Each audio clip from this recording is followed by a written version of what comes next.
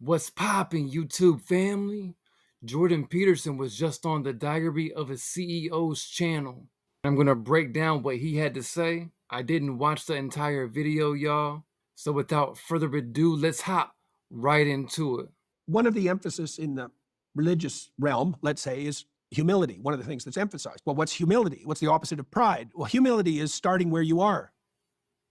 That's what humility is. Yeah. And it's annoying because, like if your life is a mess, then you have to see that you're the person in that mess. And then you have to understand that your first attempt to redress the mess might not be something you're particularly proud of. I mean, I saw this lots in my clinical practice where people the first steps they had to take to put things in order were pretty embarrassing. It's like, really? Hey, I can totally relate, y'all. I tried to get off of heroin. I tried to get off of many different drugs using different drugs. So I can agree with trying to solve problems on my own power. Amen. Really? That's all I can do? Hey, man, uphill is better than downhill. And there's Facts. a doctrine in the Gospels that Christ puts forward, which is very interesting. He says, it's the Matthew principle, it's called. To those who have everything, more will be given. From those who have nothing, everything will be taken. Okay, so it lays out a view of the world. Progress, regression. That's one model. Here's another one. Progress, regression. This is the right model. So even if you have to start small, you accrue success exponentially. You accrue defeat exponentially too. That's the abyss that is hell. You start going downhill, you go downhill faster and faster. Start going uphill, you go uphill faster and faster. So even if you have to start small or even painfully small, which is highly probable, especially if you're trying to tackle something that's really plagued you, it doesn't really matter. How small? I would say, take the step that you can take That reminds me of the parable of the talents. You know, the one person who had one, he turned it into two, or the person that had five, they got more. But the person that hid the one talent they had, was taken away from them. So even starting small, with the one talent you do have, multiply it. Even if it's a baby step, turn that one into two, turn that two into four. Just make sure you keep going up, adding to that one or that two or that three, turn that three into six. Just add a multiplication to it. Amen.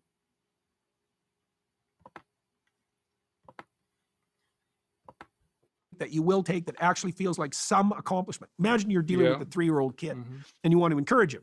Come on. You want to set him a task that you don't want him to say, Dad, I could do that when I was 2, right? But you don't want to set him a task that there's not a chance he'll manage. You want to set him a task that will stretch him beyond where he is, that has a reasonable probability of success, right? Why? Why stretch him from where he is? Well, because you want to grow. I mean, look, if you love a child, you love the child for who he is and who he could be. And you want to indicate your love for both of those. I think if you're a father, you tilt even more towards love for who the child could be. What is self-belief in this context? Because everyone's looking, so many people are in search of 2 words, I guess 3 words, but self-belief and confidence. Yeah. And in this context of that small task, how is that building my self-belief or confidence? Yeah. Because you watch yourself do it. And that does what to me? Well, look, if you see someone, a friend, who is continually incrementally improving, you're going to, maybe you'll be jealous and resentful and bitter and miserable and try to undermine him. But assuming you're not like completely encapsulated by dark forces, you'll think, oh, that's admirable. Well, you see the same thing in yourself. You have to act. You have to develop an opinion of yourself the same way you would develop an opinion of someone else. So now, and I'm not hypothesizing about this, by the way. We know this clinically. If I want to truly help you build your confidence, rather than merely readjusting the words you say about yourself, which would be something like self. That is facts, man. You can either hate on what somebody else is doing better than you, or you can get inspired and try to learn from them on what they're doing and apply that to your own life, man. That's real talk. Self-esteem, which is something that doesn't even exist, by the way. It's just a pathological concept altogether. You want confidence, okay? More to the point, you want the confidence that's based in competence. Otherwise, it's narcissistic. Okay, so how do you develop that? Well, you watch yourself exceed your limits.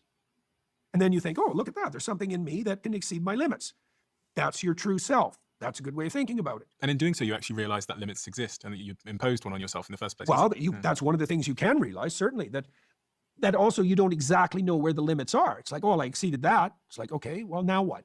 What's the upward limit to exceed? What's the upward arc of exceeding limits? That's Jacob's ladder.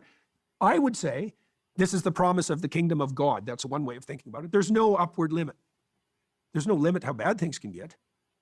No one would deny that who has any sense. So that means in a way that hell exists. You can find your way there with no problem. In terms of energy, there are so many reasons why I'm a big matcha fan, if you don't already know by now. And so much so that I actually invested in the UK's leading matcha company called Perfect Ted. And one of my favorite Perfect Ted products is these delicious matcha pouches that come in every flavor, from salted caramel to peach flavor to mint flavor to berry flavor. One of my favorites is this vanilla flavor, which I'm going to make in just 2 seconds. You just take this mixer here, get a little bit of the powder. That's deep too. He said we can get to hell on our own, but the truth is we can't make it to heaven on our own. Hoo, hoo, hoo. That's a bar. Wow. Let's go. Pop it on top of the shaker like that. Put the lid on. Shake, shake, shake. Delicious. If you haven't tried this yet, you can find Perfect Ted at Tesco and Holland Barrett stores or online, where you can get 40% off with my code DIARY40. Head to perfectted.com and put in code DIARY40 to try this delicious multi-flavored matcha now. Highly recommend. And if you do it, please tag me, send me a message online. It's interesting what's going on with young men in particular at the moment, because it does appear, and I don't have the stats on this in front of me, but it does appear that young men are more and more in search of some type of religion. Yeah, definitely. I think Islam, I think I read Islam's on the rise amongst young men, or it's the dominant religion that young men are being drawn to.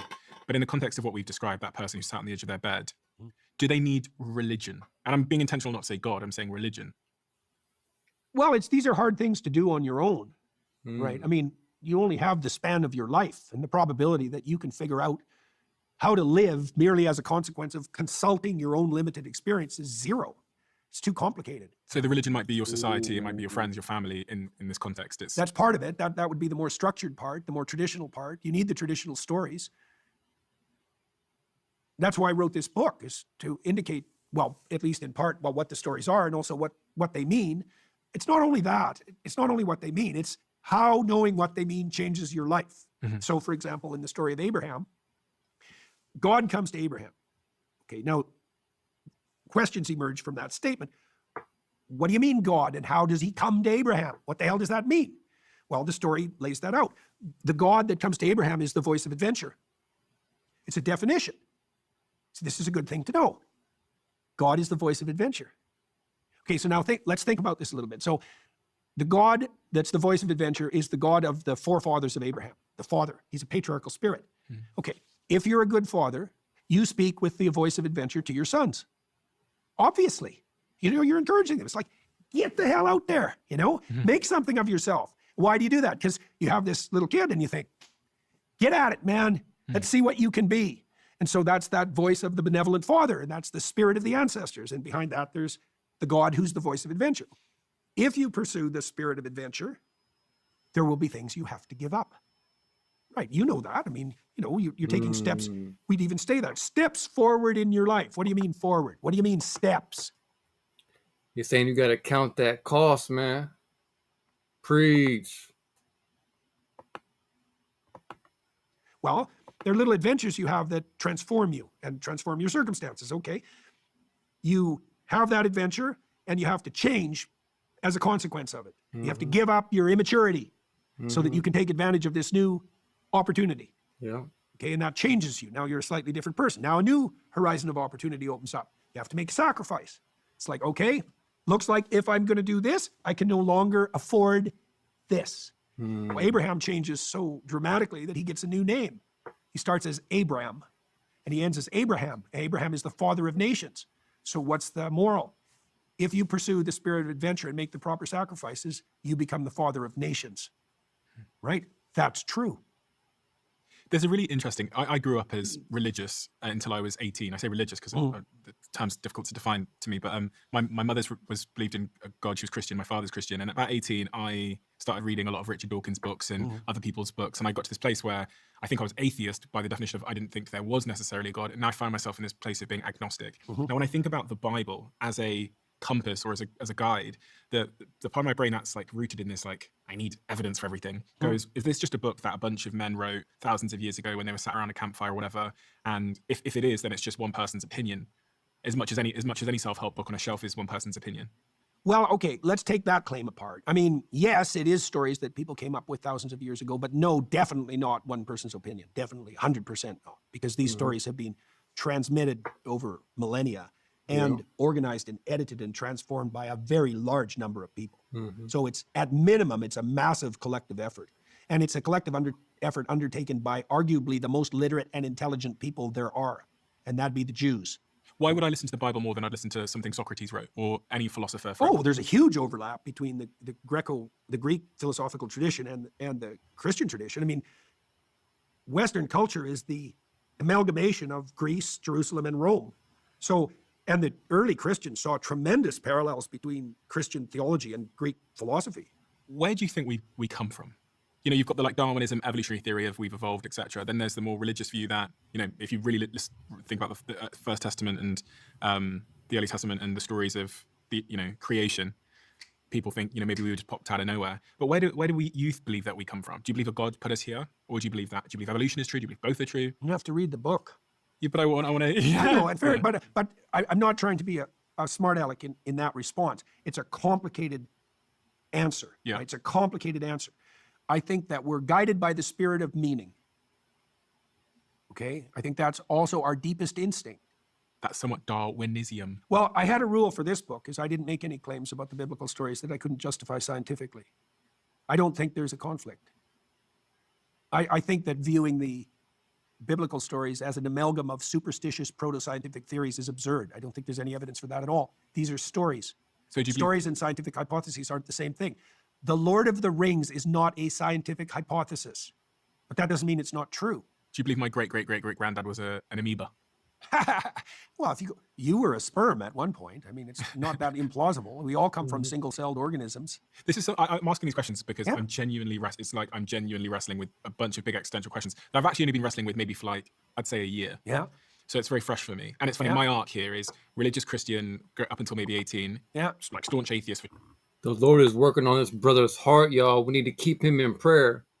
Just like Joe Rogan, man, I believe the Lord is doing something in this brother's life. That's why Jordan Peterson, if that's how you pronounce his name, was brought on the show in the first place. Amen. Keep him in prayer, y'all. Yes, for 2 years, to the point that it was like my identity. Yeah. And then like let go of that, drifted for a couple of years, and find myself at this really interesting point where I'm like back at the door of like, okay, let's look at some of these answers again. Yeah, well, that's exactly why I wrote this book, because I know that that's the time, and it's not just the time for you. That's the time that we're in. Yeah, it's the time we're in, 100%. Yeah, oh, definitely. Yeah. Definitely. Well, it's partly because the Enlightenment has exhausted itself. Partly because it was wrong. It's failed us, the individualism. Well, I think exhausted is a better word, because it wasn't like the Enlightenment was without its benefits. When you say the Enlightenment, immense technological progress. The materialist reductionism of the atheist scientist. Okay. It's not right. Factually, they were wrong. Their theory of perception was wrong. They're wrong. We see the world through a story. Yeah. We do not see the world as a collection of facts. They're wrong. You see, the postmodernists figured this out, and that's why the postmodernists had a walloping influence on culture. Now, I'm no fan of the postmodernists for a variety of reasons, but their insistence that we see the world through a story, that they're right. That's right. I agree. I mean, if you obviously read the book *Sapiens* by Yuval Harari, and his central point is that what bound us as humans and stopped us being these scattered chimps was stories. They bind us together. So I completely understand that we need a story. It's how everything, money, governments, etc., function. But what that story is, now I can agree that a story of voluntary sacrifice. 100% agree that humans need that. There's no chance that we'd be here otherwise. And it's a set of values and principles. Now, those values and principles are often found in religion, but do they, and a belief in a God, but do they have to be? Could they be found in, could I theoretically make a new religion where me and my friends all unite against a set of values: sacrifice, giving, That's a great question. parenthood. Well, this is what Nietzsche basically presupposed in some ways. So when Nietzsche observed that God had died, say in 1850 or thereabouts, his medication for that, his warning was, we'll descend into nihilism and communist totalitarianism. And that was exactly right. Maybe a mindless hedonism in there too. Dostoevsky concentrated more on that. Nietzsche said we'll have to create our own values. We'll have to become, that's what the Superman is, the Nietzschean Superman, the man who creates his own values. Mm-hmm. Try. See what happens. You can't do it. You can't create your own values because values are real. They're not arbitrary. They're not relativistic. So imagine this. Imagine there's a very large number of games that could be played, like an infinitely large number. But there's a very small number of games that people want to play. And then there's even a smaller number of games that sustain themselves and improve as you play them. Okay, so that's like a landscape. You can think about it as a landscape of potential patterns of interaction. You could even think about it as a landscape of potential tribal affiliations, right? The rules of those games would be the principles of the society. Okay, now your question is, could we come up with our own set of rules? And the answer to that is no. Why? Because the sustainable, abundant playability of a game is not arbitrary. So for example, if you want to get along with your wife, she has to want to play the game you're playing. Okay, now there's lots of games you could play that aren't going to fit that criteria. Yeah. Now then imagine it's even worse though, because to get along with your wife, she has to want to play the game you want to play. But both of you have to play a game that works today and tomorrow and next week, next month, next year, right? And then you have to play it with your kids and your parents and a bunch of other people. So can I ask then, so is it the case that humans are designed in such a way where there's a certain set of values and stories that are most conducive with their reproductive survival? Yes. And so if that's true, and I completely agree, understand why that would be true, because it's true for all species. Like there's a set of stories and narratives, probably in my dog, if you go back to 100 years from when his ancestors were in the wild, that he needed to subscribe to reproduce, to be a dog and to survive as a dog. But so the question then becomes, where do those values come from? Are they innate within us because of our environmental factors? So I need to be this way because of the environment I live in so that I can have sex with somebody and reproduce because of I have 2 arms, 2 legs, etc. I'm this advanced chimp. Or do they come from above somewhere and they're granted down to me? Because if I look at every animal... Not or, and. Oh, and, okay. Yeah, it's the same thing. You're looking at the same problem from 2 different perspectives. It's and. Yes, they're handed down from on high. Yes, they're instincts. So who are they handed down from? Well, the religious... Do you struggle with this question? Well, it's a complicated question. But do you struggle with the answer? I struggle with making the answer simple enough to offer rapidly. Are you clear yourself on it? Not as clear as I could be. What is it you wrestle with? I've shared Well, what I clarity is part of it. I mean, we want to make things as clear as possible. Breadth of coverage, right? I mean, people ask me what I believe, and I say, well, I'm not hiding what I believe. I lecture about it, I podcast about it, I write about it. It's like, that's what I believe. There it is. Is there obfuscation in that? Well, partly things are complicated, so it's very difficult to give short answers to complex questions. You tend to if you give short answers to complex questions, the answers tend to be symbolic. Yeah. You have to say something like, where do they come from? It's like, well, they come from God.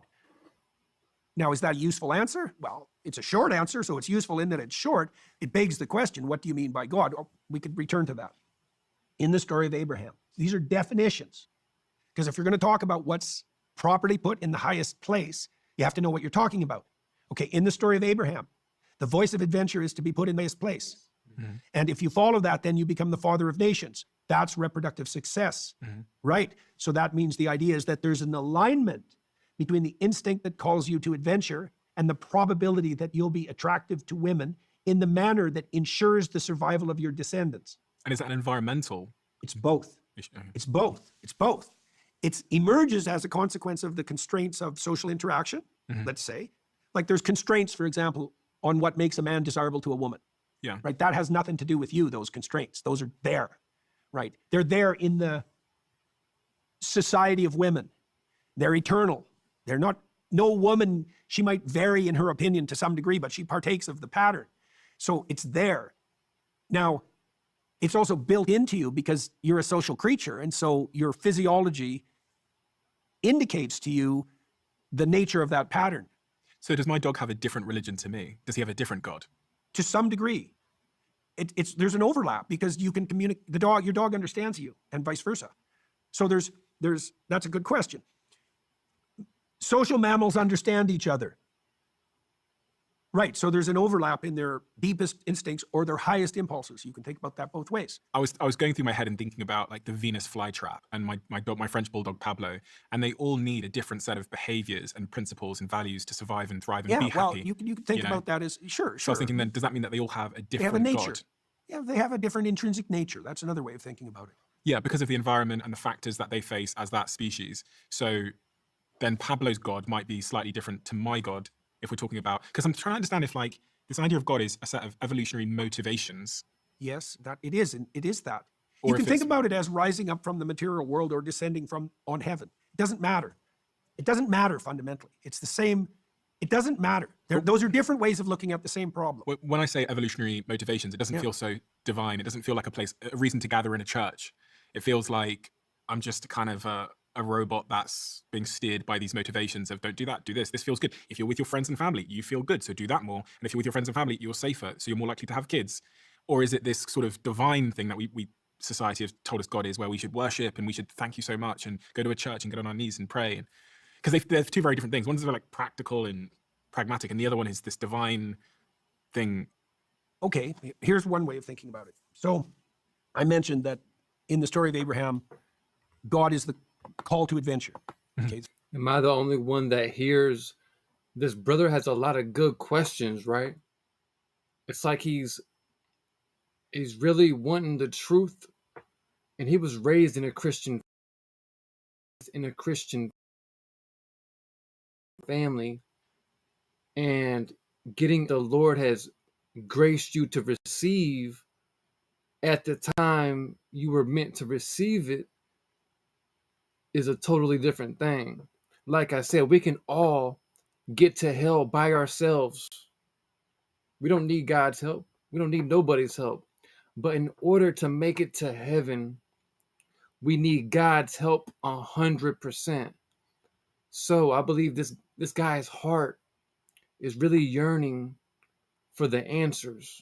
And I believe that this brother coming on his channel, y'all, was a God sent for sure. Let me know your thoughts, though, if you believe God put this brother there for a reason. Amen. Okay, so that's a definition. Now, the divine that's put forward in these library of stories has multiple characteristics. He's characterized in many ways, but there's an insistence that reflects an underlying unity. Now, the unity is incomprehensible in its essence. Okay, so you have to accept that as the initial starting point. You're not going to get the answer. Yeah. Okay. You can see something complex from a variety of. Just like I think his name is Wes Huff, that I believe personally God put on Joe Rogan's channel to give him some biblical truths and some fundamentals to explain Christianity thoroughly with a lot of science-based and facts to back it up. This brother can help explain answers to the questions that he has that maybe only he could be able to answer. If he asked me these questions, y'all, there's no way I'm going to be able to break it down to him like Jordan Peterson is. You feel me?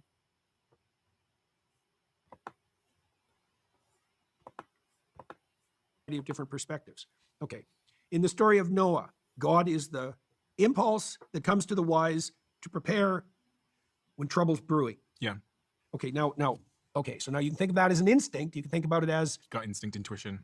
Negative emotion, Yeah. anxiety, but it's more than that because you can be afraid of something that isn't real. Yeah. Okay. Now you might have to ask yourself, okay, what are the preconditions for your fear? What are the preconditions to the validity of your fear? So you're afraid, and you should be. Well, let's say that's a characteristic of someone who's wise.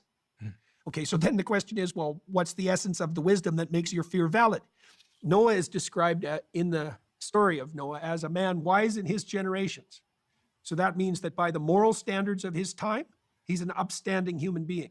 Okay, so now you can imagine that means he exists in harmonious relationship with his present self and his future self. Okay, that makes him mature. but then he also does that in a way that serves his wife and his family and his community. Mhm. So his self is balanced and optimized across those parameters. That makes him secure in his foundation and properly oriented. If you're secure in your foundation and properly oriented upward, then there's no difference between the voice of the divine and the instinct that preserves you in times of trouble. But you see, you can't exactly get there by the mere bottom-up materialistic notion, because you could think about the fear that guides Noah as an instinct, but the instinct is pathological unless it exists in this wider moral framework. Because then you could have the fear of a coward. Well, that's not helpful. The wider moral framework, could that wider moral framework just be, I'm in my DNA, I'm hardwired to want to reproduce? Because Yeah, but even reproduction is, see, this is, I think, where Dawkins went dreadfully wrong. Sex and reproduction aren't the same thing for people. not anymore, certainly. Well, not at all, because we're high investment reproducers. Sex just gets the ball. I'm gonna fast forward a little bit, y'all. And such, but in a simple way that I can understand, do you believe in a man in the sky, motivations, and turn them into these stories that guide us? Why just? Okay, we can remove the word just. 'cause, Well, you know, but that's an yeah. important Yeah, no, removal. it's an important removal because it's, Right. you know, because it has Well, bound is the people. Bible in part the story of human beings coming to consciousness? Yes. Yeah. Yes. Okay. Yeah. Does it reflect a deeper underlying reality? Yes. Yeah. How deep is that underlying? Well, let's say, okay, it's a story about the psyche. And then let's say, well, no, it's a story about the psyche in society. Okay, so well, no, it's a story about the psyche in society, in the natural world. Mhm. Okay, well, what's underneath that? The source of nature, society, and the psyche. This is an interesting question. It's a very direct one, but I would love just an answer that because I haven't got clarity on this. What is it what God is it that you believe in? I've heard you talk about this sort of substrate idea and such, but in a simple way that I can understand, do you believe in a man in the sky God? Do you believe in it's a Well, force? that's not as primitive a conceptualization as the atheists would have you believe. What is it you believe? Well, there isn't anything more complex in the known universe than a human brain. Mhm. So if you want a model for reality as such, like proclaiming that it has something akin to the structure of the human psyche is not an absurd claim, given that that is the most complex thing by far that we know of, by far. So what is it you believe? Well, I've been explaining it. But I mean, I mentioned something which we skipped over very quickly because I introduced it too rapidly. The postmodernists figured out that we live in a story, but then they leapt to a faulty conclusion of two forms, well, three. There's no uniting story. That was one of their conclusions. In fact, the definition of postmodernism is skepticism of meta-narratives. There's no uniting story. It's like, I see where he's going with this, y'all. Ooh, bars. No uniting story. Ooh, okay, let's go. What is this uniting story you're talking about, bro? Come on, let's go. well, that's a stupid theory because there's no union. So what? There's just diversity. Well, we worship diversity now in this utterly foolish manner. There's no difference between diversity and war. Without a uniting narrative, there's nothing but war.